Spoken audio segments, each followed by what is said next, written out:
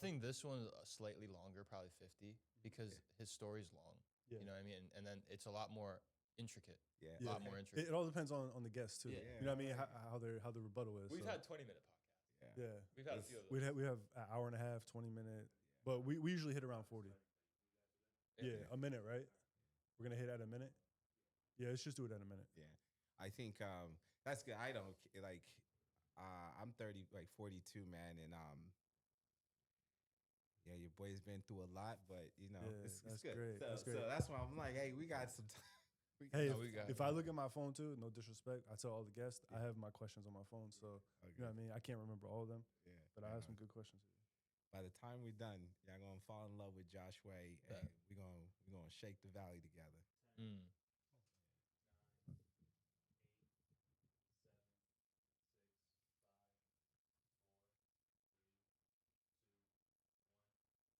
Welcome to Voice of the Valley.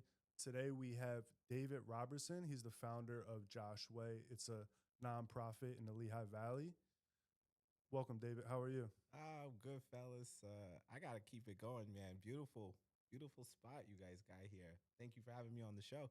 You're welcome, man. Nice to see you. Yeah. So we'll hop right into it. As a kid growing up, what influenced you the most at a young age? Yeah. To be a oh, let's start over. I'm sorry. I messed up. Let's start over. Do you wanna do the intro? I'll do the intro. Because look, I'm about to bang. I'm fireworks. That's me. Yeah. So. But let's not go too far ahead. Okay. Okay. Usually he does the intro and then I'll hop in with the questions. Yeah. Sure. Yeah. So okay, take two. We're good. Okay. So at a minute. You got the first question, right?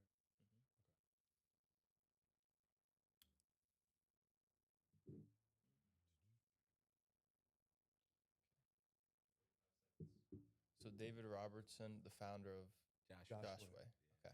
Is it Josh's Way or Josh Way? Josh Way. Josh Way. Deep meaning behind that one too, so we'll get into that. The founder of the nonprofit called Great meaning behind it. Yeah. I did my research. Great meaning. How do you Josh Way? We in here right now. It's my higher calling. So am I just asking him how he's doing, then you're hopping in? Or am I gonna explode? You can explode. Okay, I'm gonna explode. Get his energy out. He has great energy. Okay.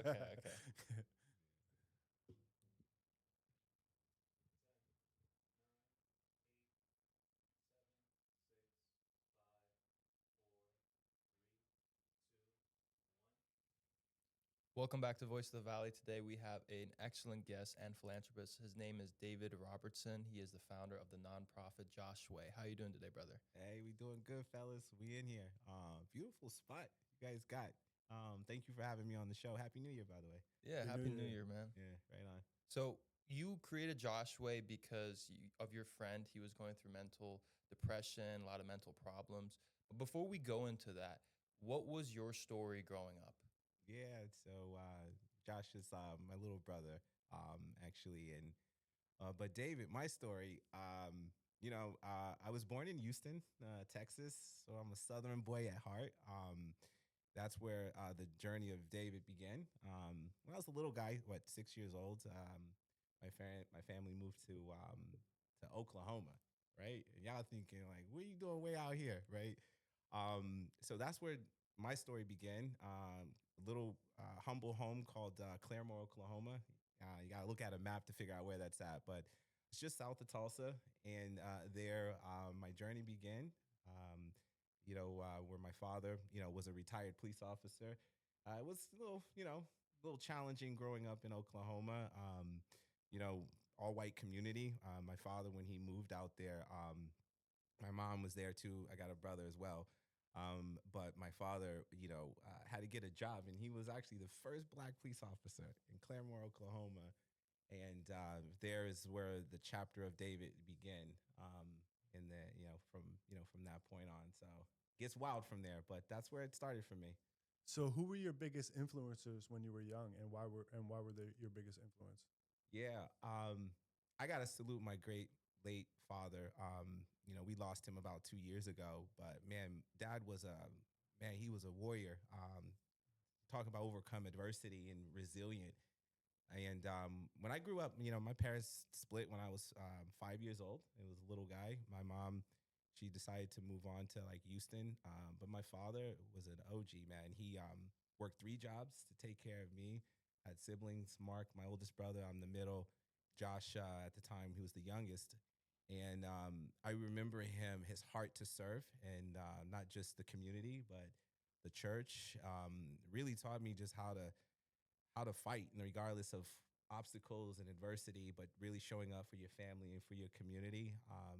And to be able to watch him and walk every mile with him, you look to him as like truly your hero. So pops, I salute him, and he was, I'm grateful for him for giving me a lot of skill sets to stand, right. So I got to say, shout out to dad. That's great. And before Joshua, what did you think your life path was going to look like? Oh, I was always a warrior. That was like no joke. You finding your pathway. I'll tell you one story. Growing up in Oklahoma, I remember when 9/11 happened, and I was in high school, and we had something called Channel One News. I don't know what that's called nowadays, but Channel One is like student news. But all of a sudden, it said breaking news. 2 planes just hit the twin towers, and that was the first time I tapped into like, whoa, what is that? And I remember upset, and I walked out of the classroom, and all I knew was no, no one's gonna bomb my country and get away with it. And I remember jumping in my car, and little Claremore drove to the Marines recruiting station. Being that it was a smaller town, the school called dad. It's like, Mr. Robertson, your son walked out of class. And so he beat me there. I'm like, Dad, what are you doing here? He said, boy, what are you doing here? I said, Dad, no one's going to bomb my country. We got to respond. Obviously he talked me off the ledge, and the ministry in my church. It's like, no, something is different for you. But really being able to like respond in the time of need, to serve others and protect others. Like, shout out to those that are serving our country, and the police officer, everyone in service. I mean, to really put yourself on the line to protect and serve. Those are special people, and to feel that I had that gift inside of me, I knew that I was destined to do great things, or at least stand up for a cause or for people.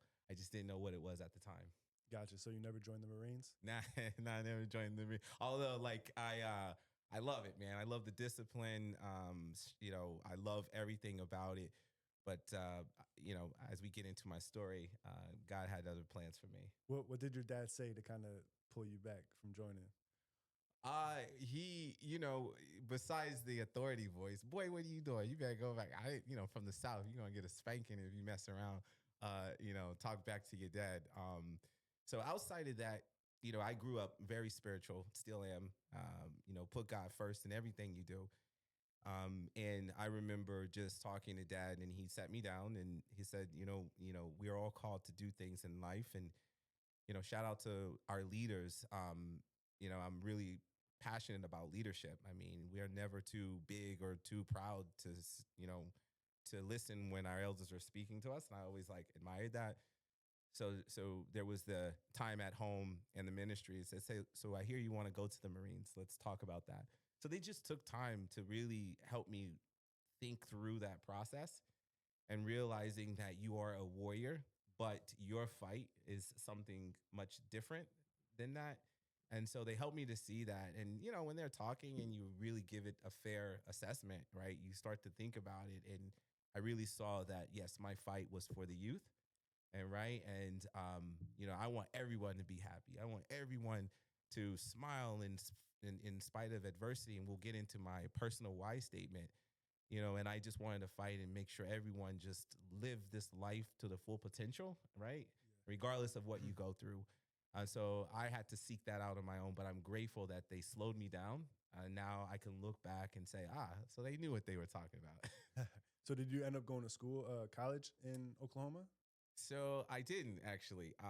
I thought so. So when I graduated out of high school, a Claremore zebra, at that time, my church was actually expanding out in Tucson, Arizona, right? And after growing up in Oklahoma, Tornado Alley, there's not much to do there. Um, I took a trip to Tucson and I was like, this is like cool. I had some family out there. So I decided to go west to Tucson, Arizona, and thought I was going to go to college. And then I linked up with a company that I still work for today. Very fun, fast paced financial technology, fintech company. Kept me busy. And I just never got around to going to college. And here we are. So what were you doing out in Tucson?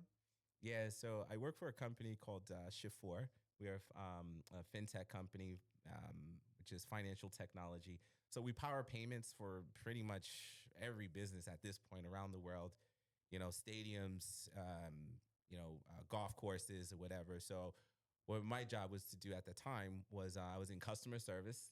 I was like, all right, I need a job right out of high school. But I started to understand like, wow, fintech is pretty, like, this is cool. Like, this is technology and money together, right? I love technology. Who doesn't like finance? It's an industry that weathers the storm, right? We're moving from cash to card to Bitcoin, right? So I saw that it was an industry that was always going to thrive. And, we saw that when COVID hit. So anyway, I just really loved it. And next thing you know, I was working, one of our customers, our clients was the CEO of Shift4, former CEO of Shift4, and very young. He was 16 years old. His story is he got his GED, started this company. And I was like, wait, you're only a couple of months older than me and you built this? I was like, I got to work for this guy. And so from there, started working on various projects with Shift4. My skill is to build, to visionary, see the best in people, rally and move, execute, right? And so because of that skill set that matched a visionary CEO, it just opened up so many opportunities for me. And that was like really cool just to flex that creativity muscle. And so that's what I was doing. The fintech industry is pretty cool. And Brother, I got to ask something real quick. Yeah. Do you believe in Bitcoin? Yeah, I do. I believe in Bitcoin. Matter of fact, my nonprofit, we'll get into that, crypto, all that good stuff. Yeah, absolutely. and what did that lesson, like that chapter of your life, teach you being in the tech world? Was there anything specific? And what age were you? Yeah, so I was like 18, right out of high school, 18, 19. Yeah. What it taught me was to grind, to hustle, my brothers. It actually activated another side of me because I always knew I was like a hard worker. I always knew that I was willing to put in the work, but I really leaned into that because, 24-hour support, right? Company, because it was customer service. It was like no one wanted to work. And I was like, what? I want to grind. I want to build a life. I have a vision for my life. And I know you have to work hard at it. And I wasn't scared to put that work in. And there was times where I would check in on a Friday and I would not leave until like Sunday. I had in my cube, I had like a PlayStation, I had a blanket, I had a pillow. I was sleeping under the cube. Saturday I was watching the Boomer Sooners get beat at the time, and I was just racking up hours. But what I was doing was really, yes, learning a lot, but I was getting to know myself better. That I'm a hard worker. If you got goals and dreams, man, they ain't just gonna fall in your lap, man. You gotta go get them. And so in that time, it really really taught myself that I was like a hard worker that was willing to put that time in. Crazy stuff, make people jump back. I said, that's what it takes to be successful. And I was just that vision, man, for my life. I was willing to go get it and still chasing it. That's great. So who was your mentor there? It was your friend? Yeah. So my mentor, I would say, the former CEO of Shift4, Jared, I really had not a lot of mentors in the sense from the working perspective, because I'm a hard worker, man. I'm crazy to believe we can do anything if we put our mind to it. And you better not tell me no, because we got cars driving itself, rockets landing out, and you're going to tell me we can't solve a problem. So very few in my travels can level up to that. But, shout out to Jared for just living a life of leadership, in front of us, because we're a young group. but he was always a leader, and then basically always pushing us to the limits to show like we can do anything. And you see what that has awarded him as the head of NASA now. Like, it's pretty dope, like his story. But to be able to walk 23 years of my life under his leadership, hand in hand, on various projects, man, you really can see some awesome stuff. And and I'm grateful that I was exposed to that. But game recognized game, and I saw a lot of myself in him from his hard work. Right, he's got way more money than me, but his ability to dare mighty things and dream big, like that's from my tribe. So at this point, your life path seems imminent. You are on a path of success, of hard work for this fintech company, right? It was called what? It's now Shift 4. At Shift the 4. time, it was United Bank Card. Okay, Yeah. United Bank Card, now it's Shift 4, right? Yeah. You're working towards this path, and then ultimately your life changes with your brother. Can you give us the insight on what was it like leading up to it? What were some of the signs? And most importantly, how you transitioned into Joshua? Yeah. So, yeah. So you're wondering, like, I'll just close the gap on the. Wait, you were in Tucson, so how'd you get over here, right? So it was, long story short, Shift 4 was doing a lot of projects. As I was saying, my gift is to, take an idea and execute on it. Very visionary. Like, there's the one that plans. I love to have the idea, plan, and execute. So there was like projects that led me to home base, which Shift 4 is a now PA company, but at the time it was New Jersey. So went from Tucson, had a stop in Boston. There was a project there, and then here. And then our company moved from Jersey to PA. So just closing the loop on how I got here is through the my job at Shift 4. And so with Josh, notice I said earlier that mom and dad divorced when I was 6. I stayed with dad. My little brother was a young kid at the time. He ended up going with my mom. And, Josh, I believe in traditional families, I think the role of a mom and a role of a father is essential to development of our kids. They all are equally the same. We work as a team, and no one should mess with the cycle. And if anyone disagrees with that, then you explain why my little brother's not here. So for me, I respect that. But Josh didn't have that balance. He was taken when he was a little kiddo. My mom had her own things to deal with. And the next thing you know, things just start to domino effect, from him not being raised in a balanced family. Then you get the age of adolescence. And I think that's where father comes in to mold that kid to vision, purpose. Mom will always be a cornerstone. Shout out to our moms. Like, I love them, appreciate them. Like, they're everything to the fathers as well. But hey, pops, you're up. And dad was never there, not because he didn't want to be, because mom took him to Texas. Next thing you know, he's dealing with problems. I don't know the environment that he was in, but next thing you know, you're dealing with the drinking, and then next thing you know, compound with real life problems. Because now you're from a teenager to now real life problems. You're an adult. Now you got bills to pay. Now you have the vision for your life. You got all these things. And if you don't know how to process that, right, is number one. And then when life is punching at you, how to respond, whether if you're spiritual, you pray on it. If you are not, then you hit up a yoga studio. I don't care what you do, but there's ways to cope with the pressure of life. And I don't think he had that either. And it was just this snowball effect of problems that eventually took him when he was trying to cope. And he was in Texas, and, you follow the news. The opioid fentanyl pandemic is real. I mean, coming through the southern border, he took a Xanax, had fentanyl in it, gone. And so getting that phone call was like, I've always tried to help him.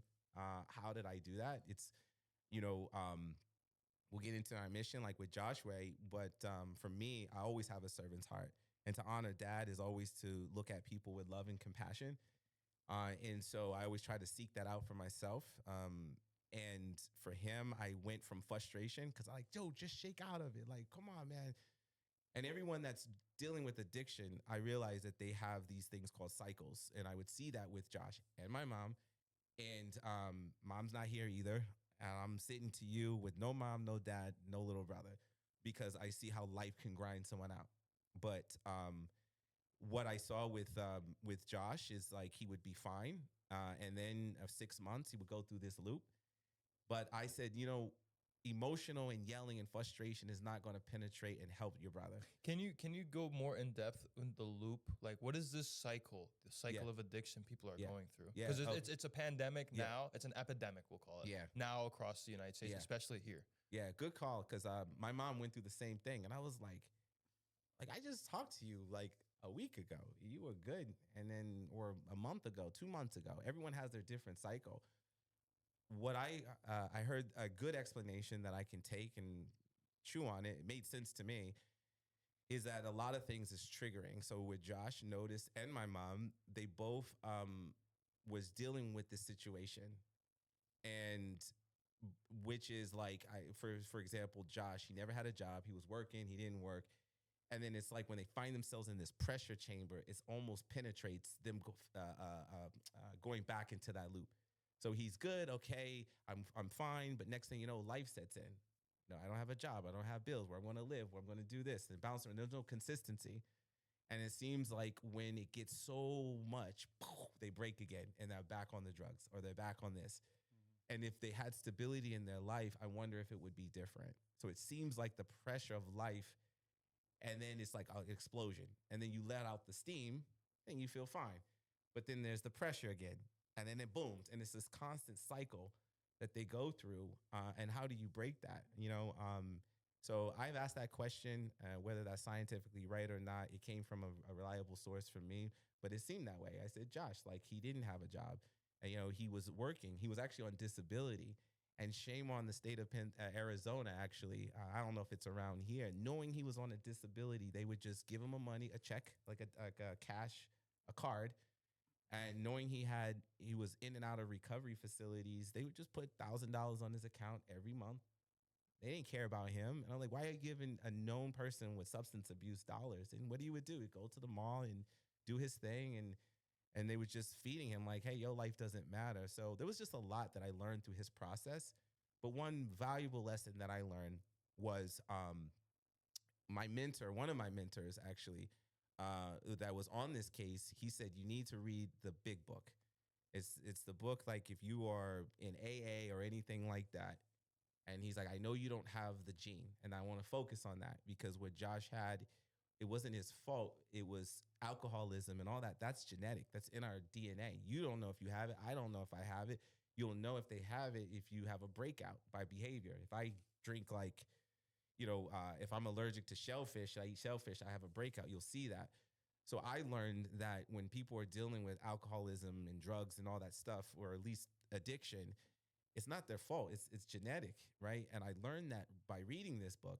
And because I didn't read it because I had a problem, I read it because now I went from, I want to seek to understand what's going on with Josh. I want to understand why is he going through that. And that book was powerful. And I read that because I wanted to reach Josh. And now my conversation was, Josh, listen, I don't have that gene. I don't struggle with addiction like you, right?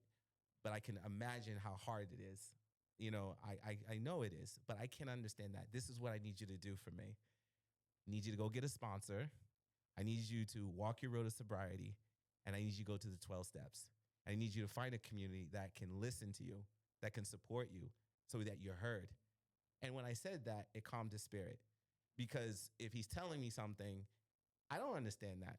And if I'm trying to talk to him, I'm only frustrating him. So it really helped me to sharpen my sword, to really stand for him and really support him the way he needed. What were his responses? This is huge, right?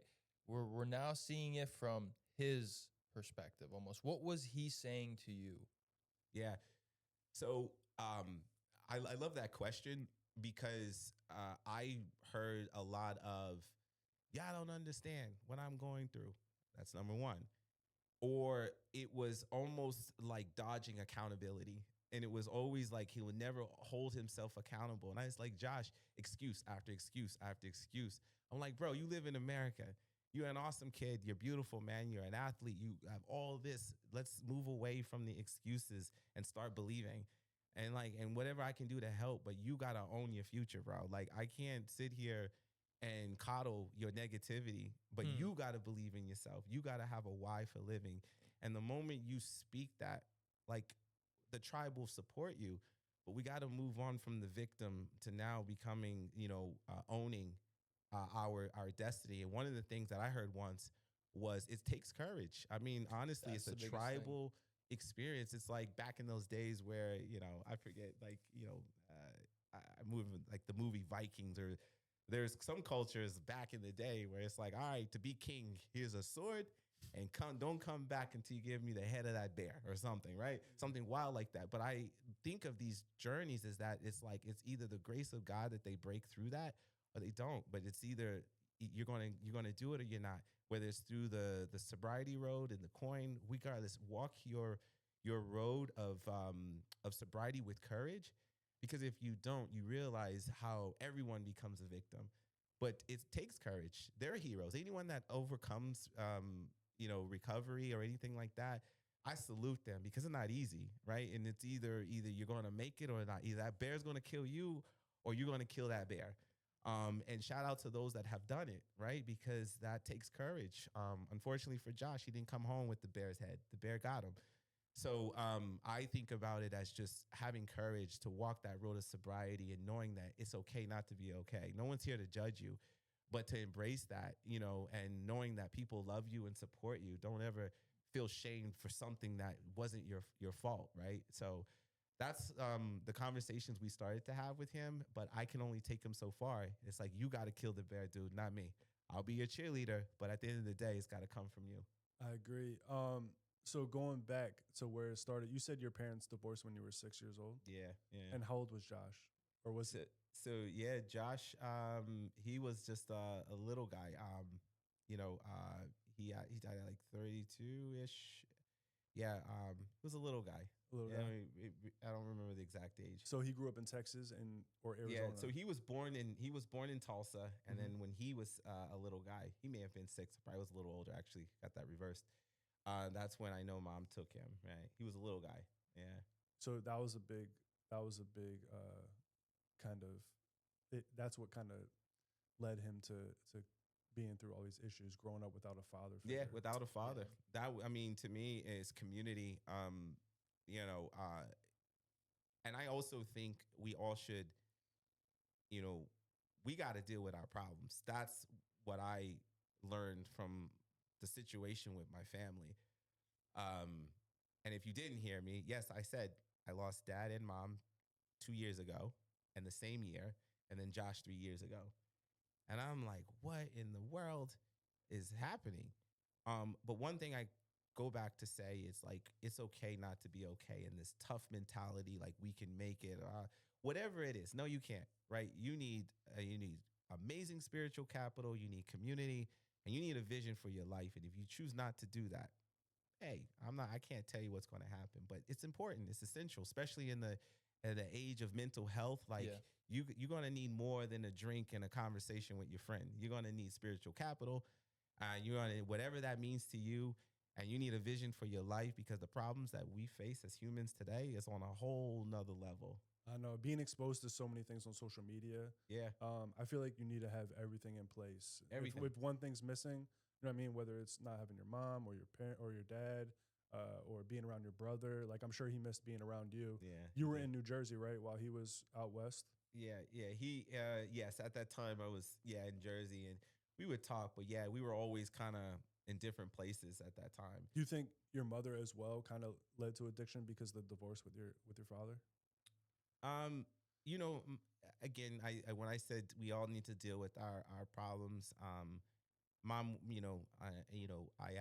I have like a scripture, a Bible scripture that really is the foundation of who I am today, and it's Jude 1, and on some have compassion, making a difference. I say that because the word compassion.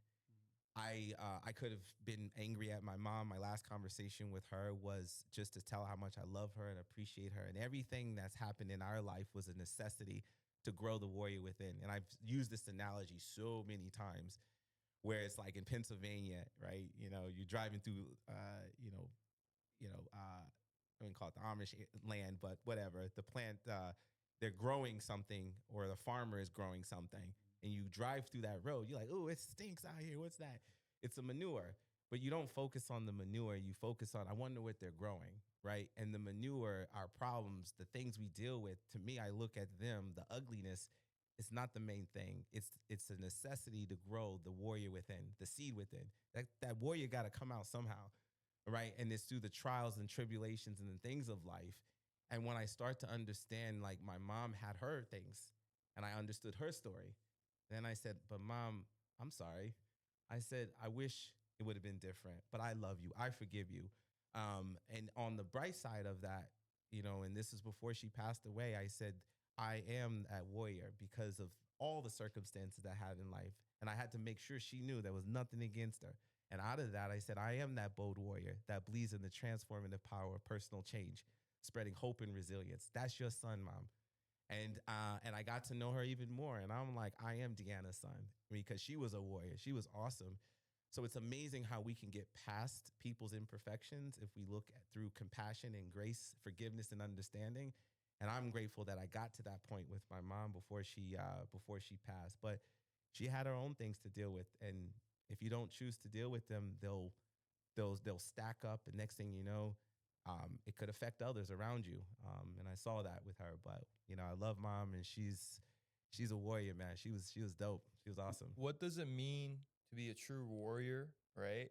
And how do you get there? What do you have to fight through to get there? Yeah. I'm a big, big, big believer in a vision. And I can close my eyes and I see that David. I see that dude that regardless of what, I'm going to leave this life, and that's the legacy I'm going to have.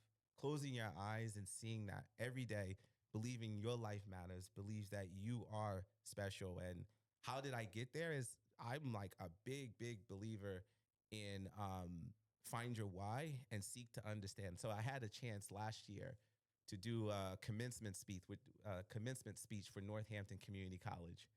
And there was 3,000 awesome graduates.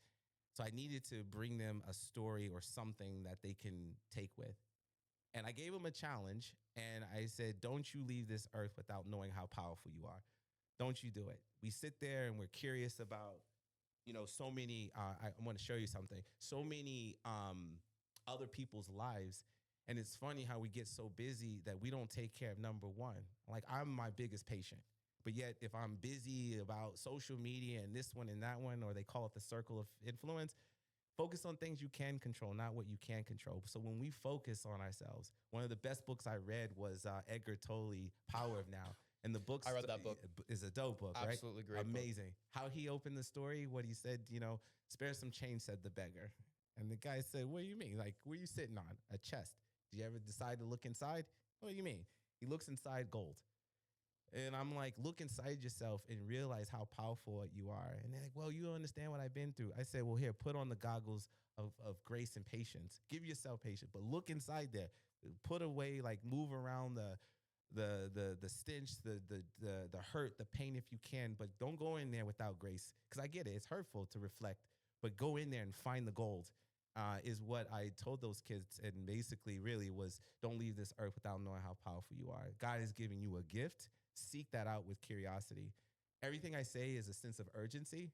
And my friend, I want to show you guys this real quick. He gave me this app, and it's called Left.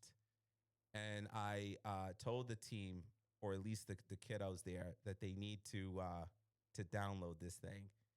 And all this is it's a bunch of dots.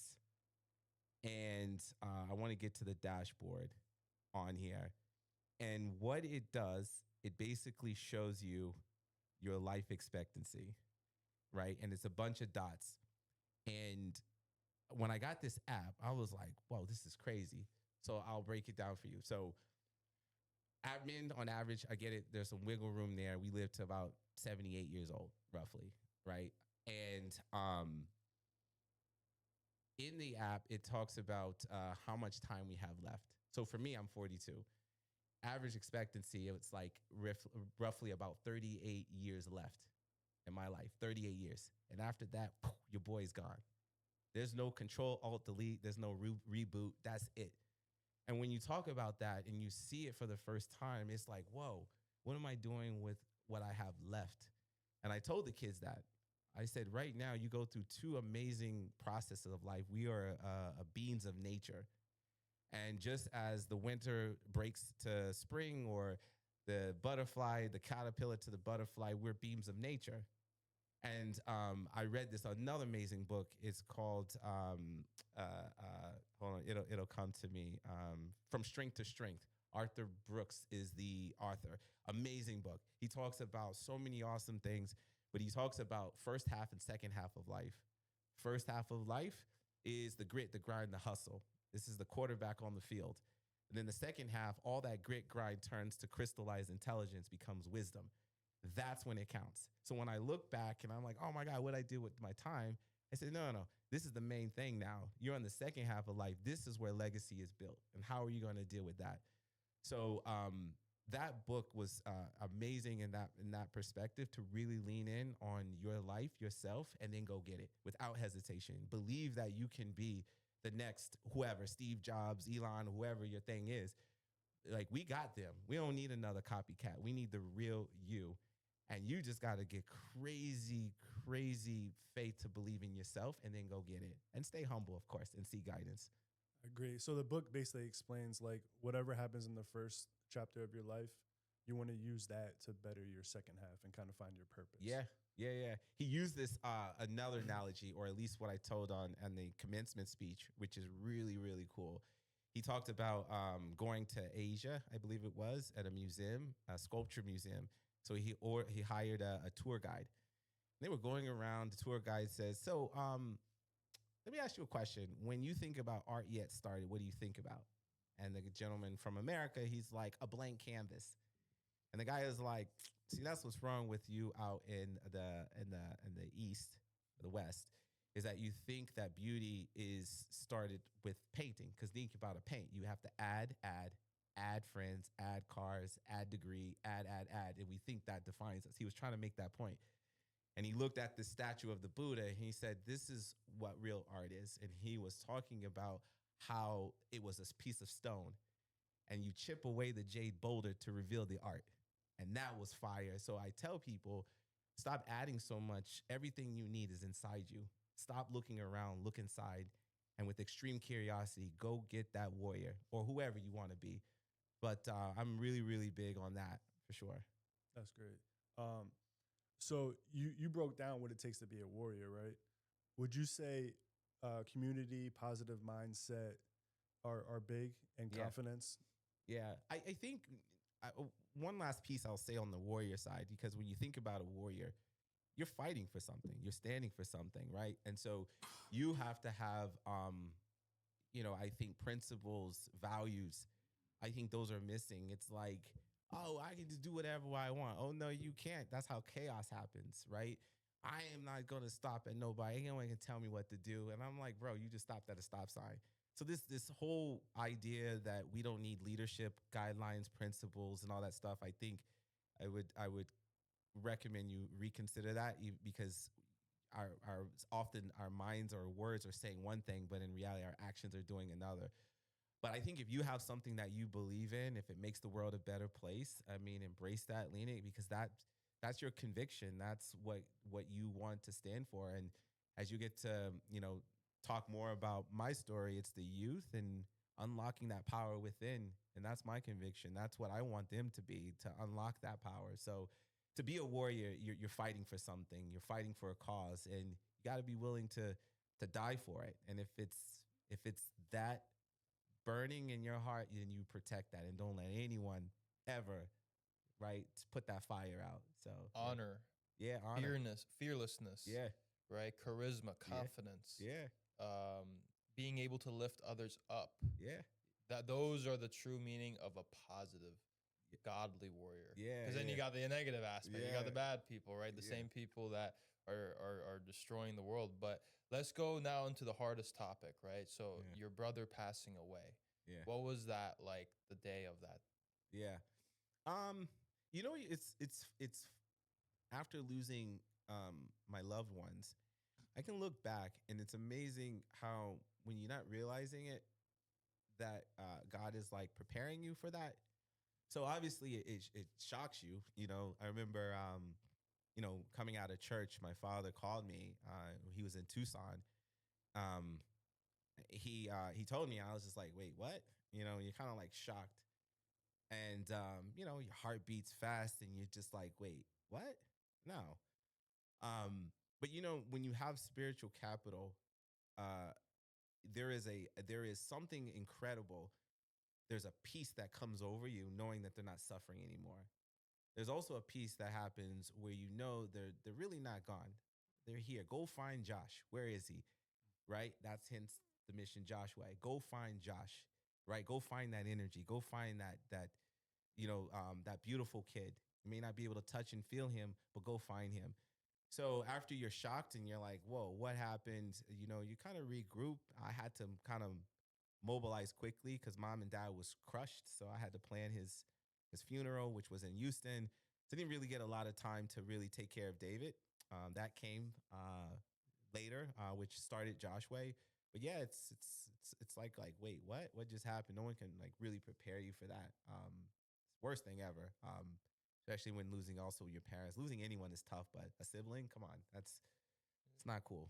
So when you started Josh Way, how did you start it?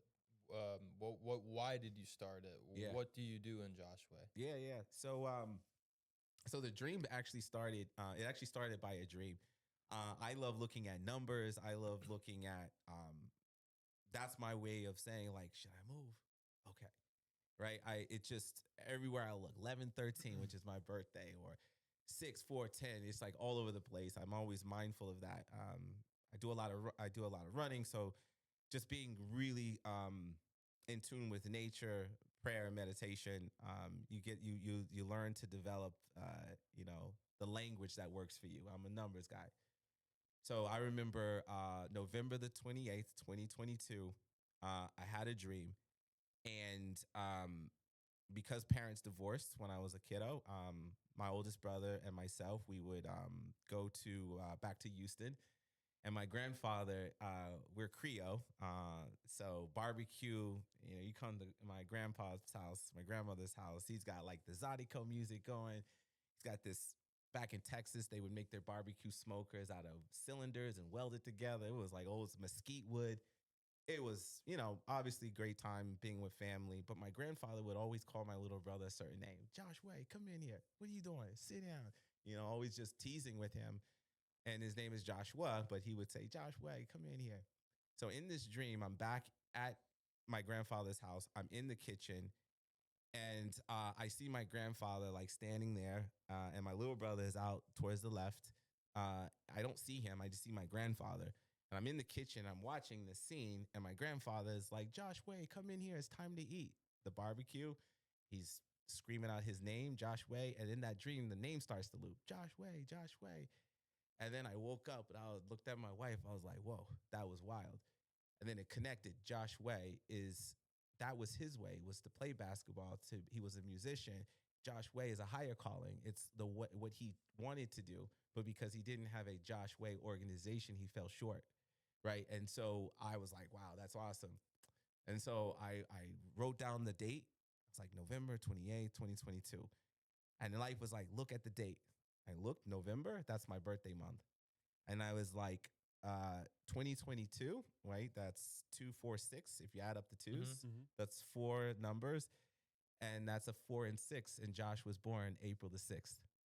And then 6 and 4 is 10, right? And the 28th of November, 8 and 2 is 10. 10, yeah. And everything beautifully wrapped around me, his name, everything. And I went online, and I went to joshway.org.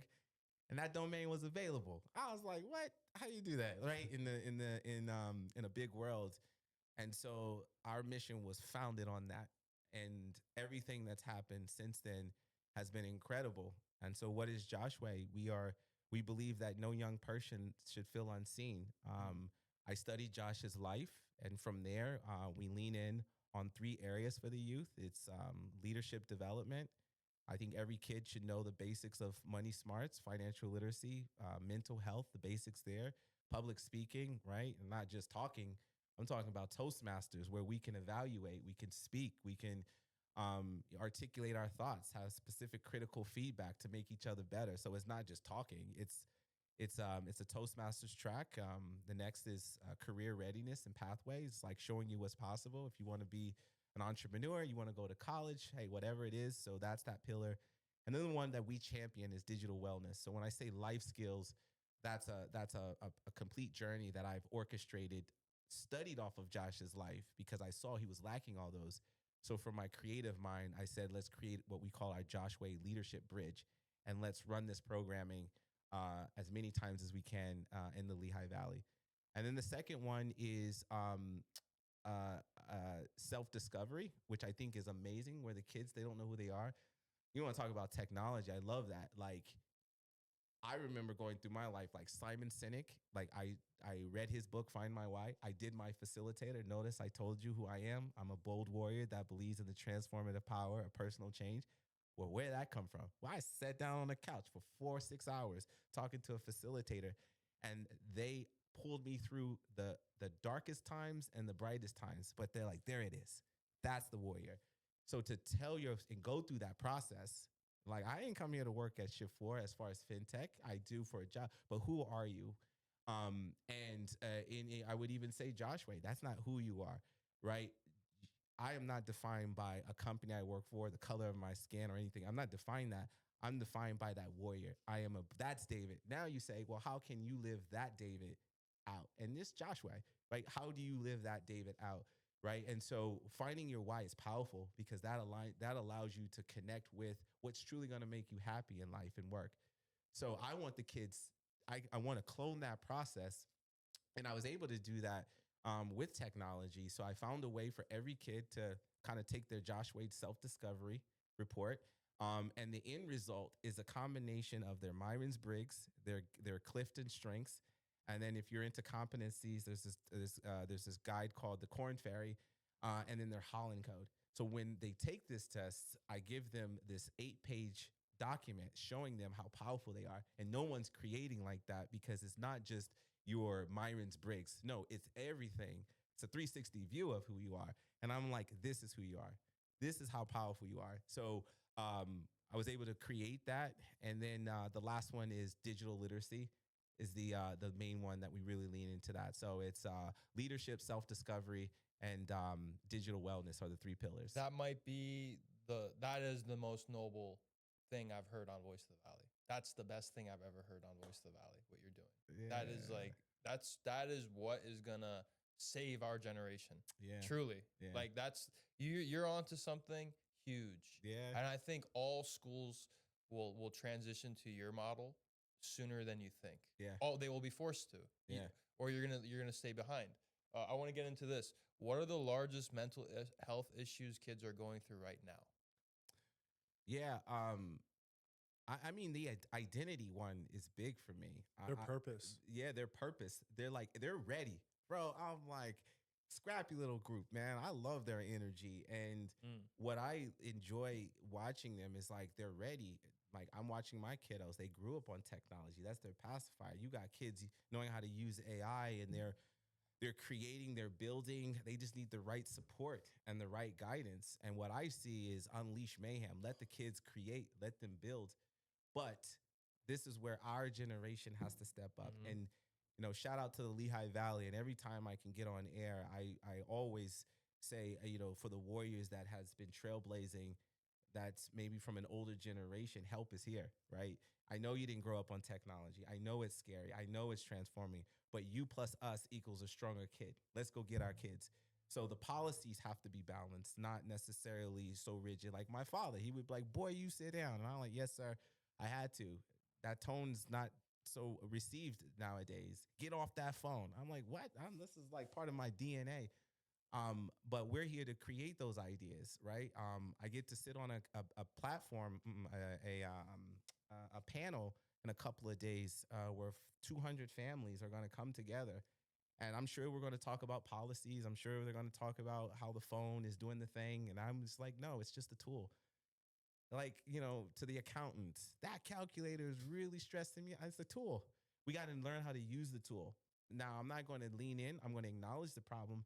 But but hopefully I get the opportunity to fire up 4 video games that I created, or 4 apps that I created, 2 being a video game. where I literally was like in the classroom and I'm like, the kids need basic terminology on financial literacy. Like, what's an asset? What's a liability? What's investing? Like, can you even do that? Right. Cause I'm watching my kid, Miles, who's 6 years old. He's going through that process now. He's learning how to say a word so that he can read, then write, then speak, and then have a voice. But if you don't have the basic terminology, what good is it? Same thing with digital literacy. It's like, what's clickbait? What's all this stuff? Parents are like, I have no idea what that is. Well, we want to help you with that. So instead of me giving you this guide, like with content creation, like let me introduce you to the Joshua video game where I had an idea. So I took like, I wonder if like SpaceX and Minecraft, if they got together and we mixed a little bit of Family Feud and a little bit of the NFL, and then we launched rockets as competition. I was like, wait, that's the game. So I created a game watching Ole Miss and Bama, 45 minutes. You guys can go online and check it out. And literally, I created, so when we go in the classrooms or anything, it's a family game where you got Group A, Group B. Design your rocket ship, and then the game is it's me versus you. All right, you're going to answer these questions. What's fishing? Right, answer it. Great, your rocket goes up. All right, then what's broadband? You get it right, your rocket go up. You battle it up back and forth, and then it's like, all right, David, like let's make this even like funner, right? Like how can I do that? All right, so like Family Feud. All right, so you both win, or at least if you win, you know what happens next. Ah, man, I got you. I told you I was going to get you. All right, tough guy. All right, accept the Joshua challenge, meaning, protect the crown, right? So you get that extra question, and if you answer it, you hold the crown. If not, it goes to team two. The other one is, okay, if it's a tie, like how do you do the tiebreaker? I love football. Shout out to my Steelers for pulling it off on Sunday. Awesome game, by the way. Well, in the NFL, like if overtime rules, it's like you get to go, I get to go, and whoever misses, you lose. So bake that in, and literally on demand, bro. I'm creating this stuff like that. Boom, boom, boom. For one of the game, the Money Smarts, I had Mrs. Robertson on my right hand, and I was building the app on my left hand. I'm like, hey, babe, check this out. Creating powerful stuff like that, and I'm like, now, what about the kids? Like, I hear that they're falling asleep in school. I toured some of the schools. It's like a dungeon in there, bro. It's scary. Like, how can I create in here? And then if they're constantly scrolling on the phone, maybe they're trying to scream out and escape, but giving them supervised power to create curriculum and transform that by having the Joshua organization that knows how to use the AI and tech for good, maybe we can change the curve, right? And those are the things that I want to talk less, show more, right? I want to show them these video games. I want to show them the Joshua ear or the podcast that's fully automated of Little Josh, where I had my son go in front of 11 labs. I said, Josh, Miles, just talk because I want to bring my little brother back. And now we launched our first episode and it's fully automated. And what it is, it's like we with technology, we are able to kind of scrub all of the resources that are out there, such as Pew Research, the Boston Children's Hospital, because they have like a digital wellness lab. So there's so much information out there, but now I just want to help the parents. Like, don't go in there by yourself because there's so much content you'll get lost. But let me help you.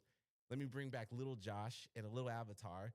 And what we'll do is we'll scrub the internet for different topics, and then we'll give it to you in blankets type style. 6 minutes on what's trending, best practices, put it on autopilot. And we launched our first one last week.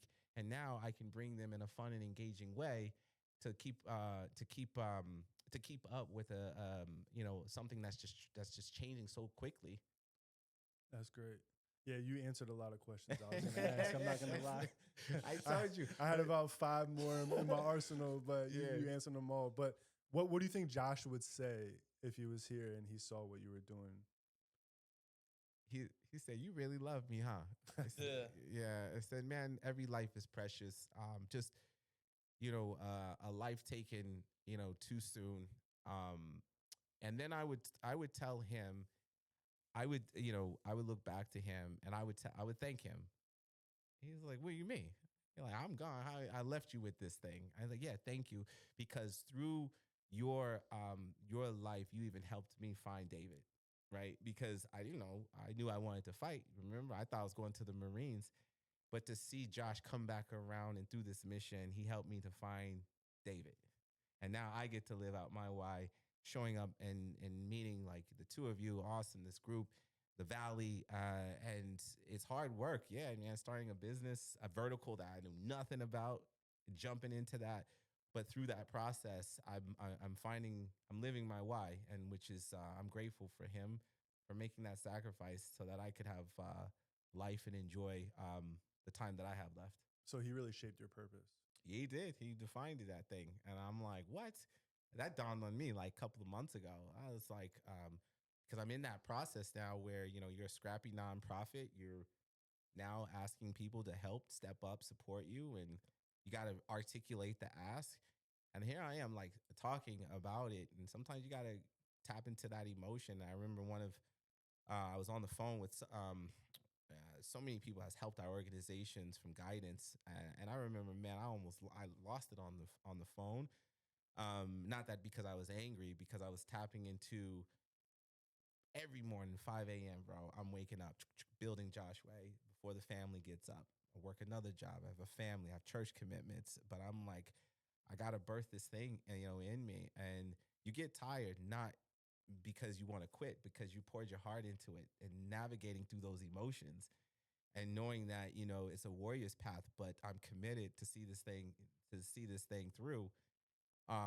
And it becomes super emotional to do that. And in that process, I thought about it. I was like, no, you're not asking the community to support Joshua, the organization.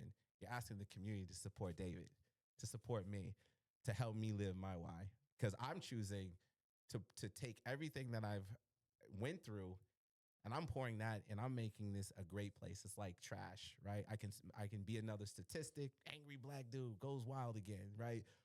I don't like that. I wasn't raised that way. My father did not raise me that way, and I will hold the line, Dad, to honor your life by standing on these principles. I choose that every day. I choose Miles. I choose Luca. I choose Danielle.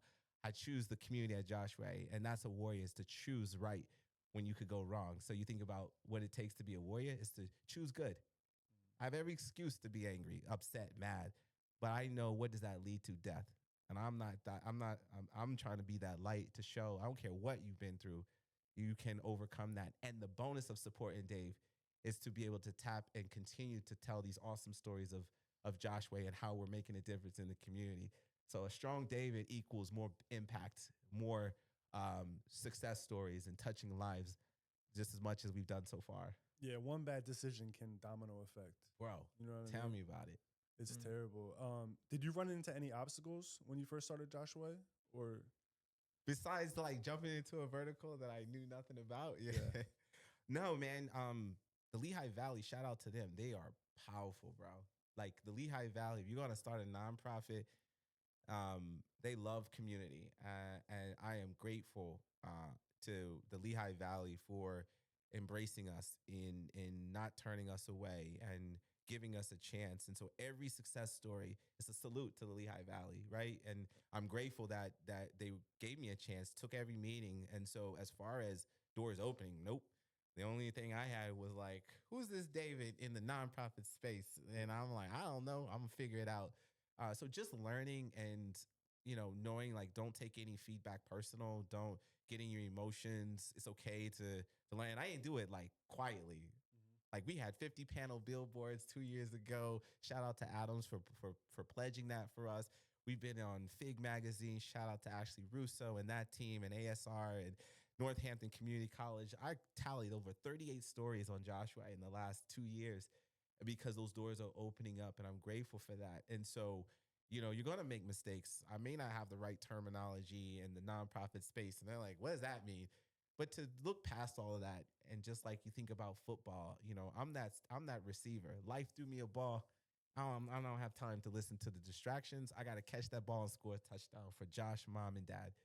And so that's how I overcame that. I think that was the learning curve was probably the biggest challenge, but we're learning every day, and I'm getting smarter every day. And this year, I hope the Valley really see us move mountains. do you speak at any other colleges? besides Yeah, Northampton? I show up where I'm needed, man, and I have a couple more opportunities coming up. But yeah, if anyone ever wants to, hear from Dave, I'm here in the Valley, just living my why. Amen, brother. That's Thank you great. so much for being on the show. This was an excellent one, jam-packed with knowledge, information, and wisdom, Yeah. brother. Thank you so much. I I told appreciate you, you. David. Yeah. Thanks for coming on. Yeah, yeah. I told you guys got me fresh off the new year, huh? Right? And coming in loaded with inspiration.